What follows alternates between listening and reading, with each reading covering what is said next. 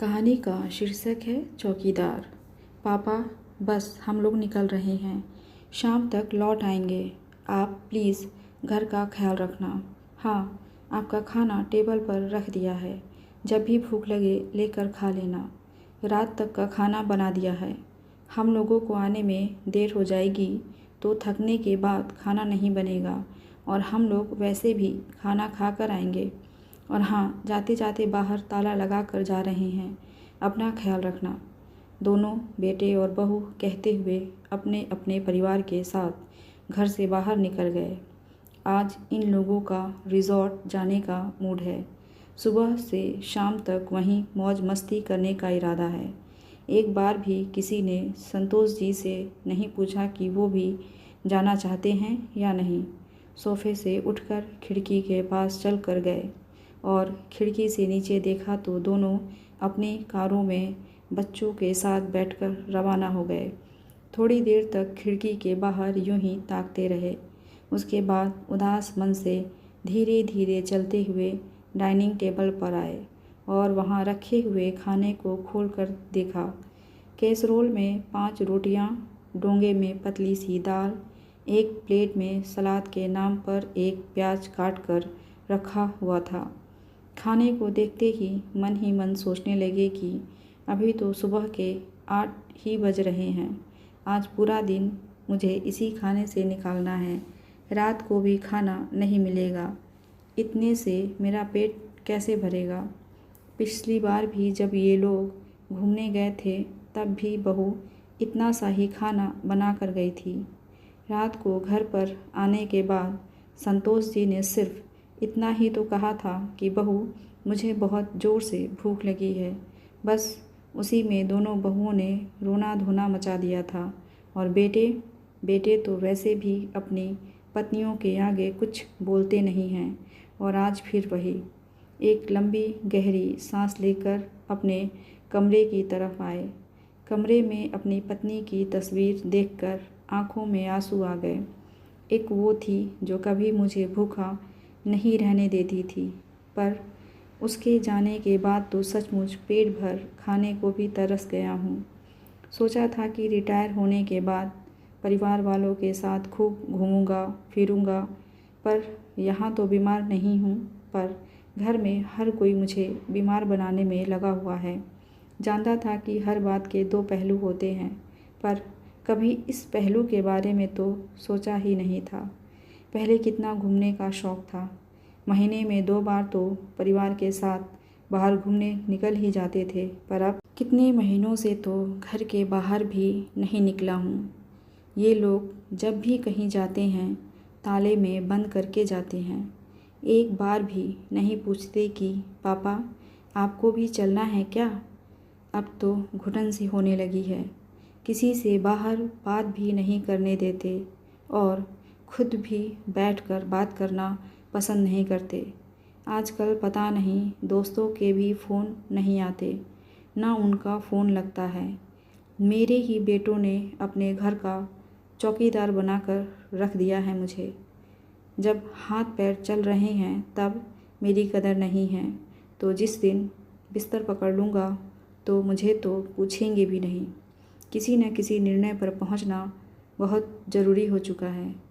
अभी संतोष जी मन ही मन सोच रहे थे कि उनके फ़ोन पर एक अननोन नंबर से फ़ोन आया।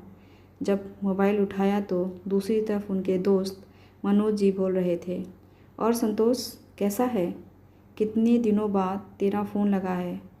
अरे मनोज, आज इतने दिनों बाद तुझे मेरी याद कैसे आई। भाई, यह पूछने के लिए कि कब तक भाभी के जाने का गम मनाएगा। कुछ आगे का सोचा है कि नहीं।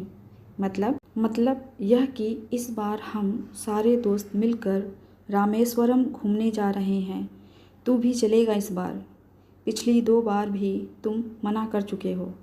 मैंने मना किया, कब। अरे पिछली बार वैष्णो देवी यात्रा पर गए थे और उससे पहले कैलाश मानसरोवर यात्रा पर गए थे। तेरे फ़ोन पर फ़ोन लगाओ तो लगता ही नहीं है। आखिर तेरे बेटे को फ़ोन लगाया था, तब तेरे बेटे ने ही कहा कि पापा मना कर रहे हैं। अब मम्मी के बगैर उनका कहीं मन नहीं लगता। इस बार मैंने किसी और नंबर से फ़ोन लगाया तुझे। कमाल है, ये नंबर तो लग गया। सुनकर संतोष जी हैरान रह गए। उन्हें तो बिल्कुल पता नहीं था कि पहले भी 2 यात्रा की जा चुकी है। मतलब बेटों ने उन तक बात पहुंचाई ही नहीं। और फिर उनका मोबाइल। अरे क्या हुआ, जवाब तो दे। अचानक मनोज जी की आवाज़ से संतोष जी की तंद्रा टूटी। अरे हाँ, इस बार ज़रूर जाऊंगा। कितना क्या पेमेंट देना है वो बता देना, मैं डिपॉज़िट करा दूंगा। चल, मैं तुझे अपने व्हाट्सएप ग्रुप में शामिल कर लेता हूँ और वहीं सारी डिटेल भेज देता हूँ। और रही बात पेमेंट की, वो तू बाद में दे देना। कम से कम तूने हाँ तो की। वैसे भी हम कल ही रवाना हो रहे हैं और तेरी टिकट हमने पहले ही करवा ली थी। अगर तू फ़ोन नहीं उठाता तो हम आज तेरे घर आ जाते।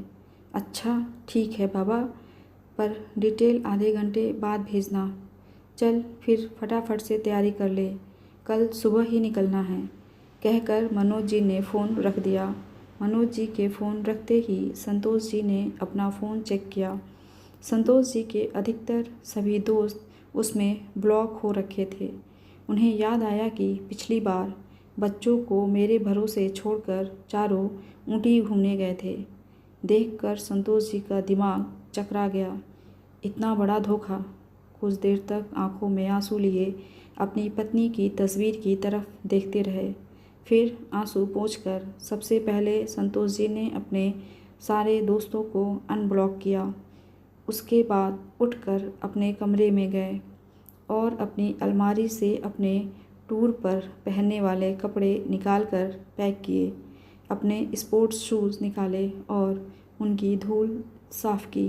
कुछ कैश और आईडी अपने पास रखे। मोबाइल पर अपने अकाउंट चेक किए। अपनी दवाइयों का बॉक्स रखा। जितना समझ आया उस हिसाब से पैकिंग कर ली और इंतज़ार करने लगे दूसरे दिन का। रात को जब बच्चे घर आए तब तक संतोष जी सो चुके थे।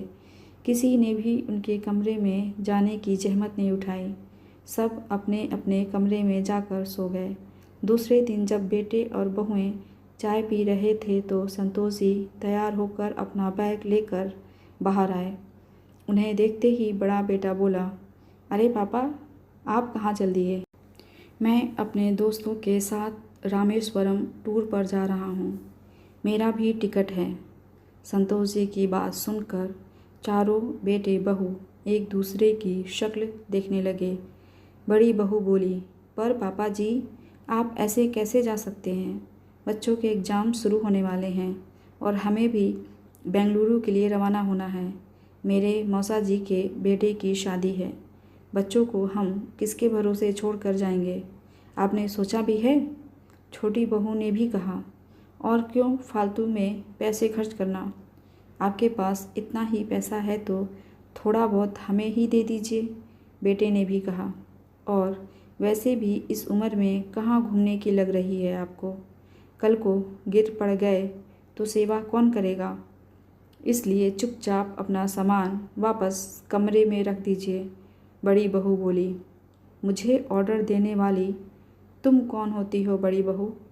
तुम लोगों ने मुझे अपने घर का चौकीदार समझ रखा है जो अपने बच्चों को मेरे भरोसे छोड़कर चले जाते हो? तुम लोगों की हिम्मत कैसे हो गई मेरे मोबाइल से मेरे दोस्तों को ब्लॉक करने की? पापा, आप गलत समझ रहे हो।